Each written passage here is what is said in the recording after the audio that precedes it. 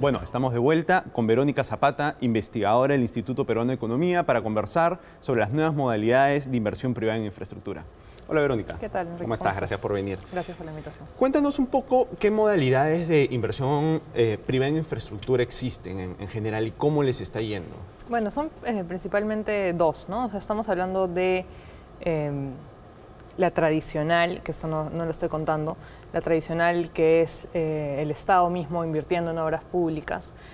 Y por el lado del privado tenemos las asociaciones público-privadas y las obras por impuestos, ¿no? Son dos modalidades que tienen ya la primera algunos años, en realidad estamos hablando desde los 90, o sea, las APPs pueden ir desde privatizaciones hasta obras en las que el Estado tiene mucho más intervención e incluso un subsidio para el privado que lo ejecuta.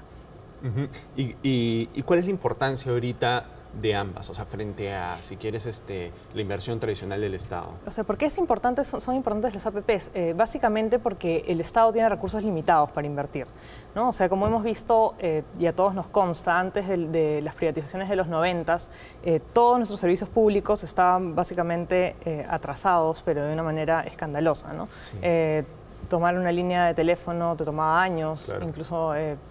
Incluso solamente ponerte en lista de espera tomaba años, había una serie de problemas con la provisión de electricidad, cualquier otro servicio público, el agua todavía sigue en manos del Estado y tenemos muchos problemas con ellos, vemos cuando las cañerías de Sedapal dejan de funcionar adecuadamente, hay inundaciones, etc. Entonces, la participación del privado en la provisión de infraestructura está mucho más relacionado a digamos, una inserción de nuevos recursos que tiene el privado para hacer ese tipo de inversiones, ¿no? Entonces, un Estado debe apostar por las APPs, por supuesto, en realidad es lo que vienen haciendo la mayoría de países del mundo, ¿no? ¿Qué países podrían decir no quiero ningún tipo de APPs? Un país que tenga pues, recursos ilimitados, un petrolero, de repente ni siquiera tiene la necesidad de hacerlo porque tiene mucho dinero en sus arcas fiscales para poder hacer todo ese tipo de infraestructura. Aún así, cuando hubieran recursos ilimitados, el privado brinda una seguridad que el público no. ¿Por qué? Porque estos APPs se hacen mediante contratos.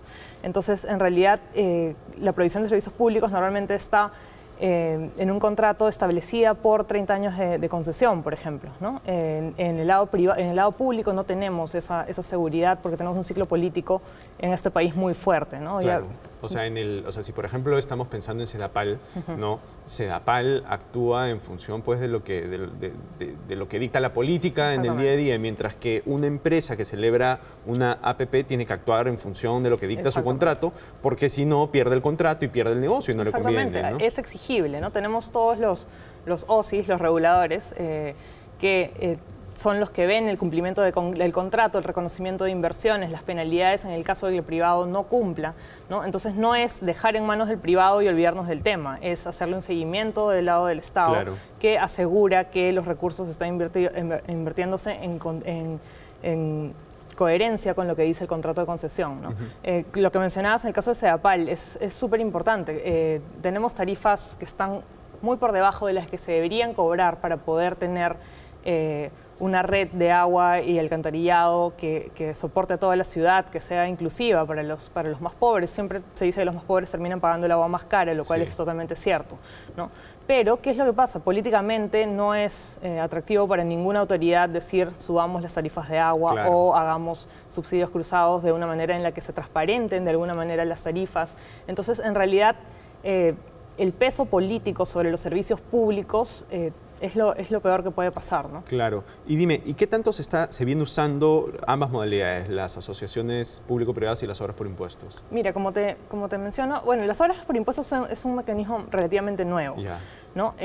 Se ha venido usando, sí, este año con todo el tema del destrave de inversiones, de los incentivos para la inversión privada, etcétera, probablemente van a haber muchos más contratos de obras por impuestos, se van a agilizar los mecanismos, etcétera. Aún así, las obras por impuestos están directamente enfocadas a las regiones que tienen canon, lo cual ya de por sí es medio regresivo, porque claro, le estás dando un doble incentivo a las regiones con canon a invertir en infraestructura mientras penalizas un poco a las que no lo tienen, ¿no? Claro. Pero de todas maneras es un mecanismo bastante válido, es un mecanismo que puede ser atractivo para las empresas en cuanto pueden deducir sus impuestos de las obras que realizan y pueden de alguna manera tener un impacto positivo en el bienestar de la comunidad, ¿no? Entonces, por ese lado tenemos las obras por impuestos. Las APPs son aún más importantes porque en realidad las APPs pueden ir, como te digo, desde un espectro muy amplio, o sea, desde privatizaciones hasta básicamente contrataciones para hacer algunas obras determinadas, ¿no? Entonces,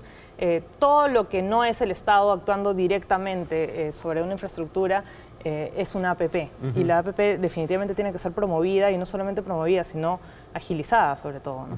Ok, Verónica, muchísimas gracias. No, Este es un tema sí. importantísimo y gracias por venir a explicarlo. Gracias. Bueno, fue Verónica Zapata explicando las nuevas modalidades de inversión privada en infraestructura. Vamos a una pausa y regresamos.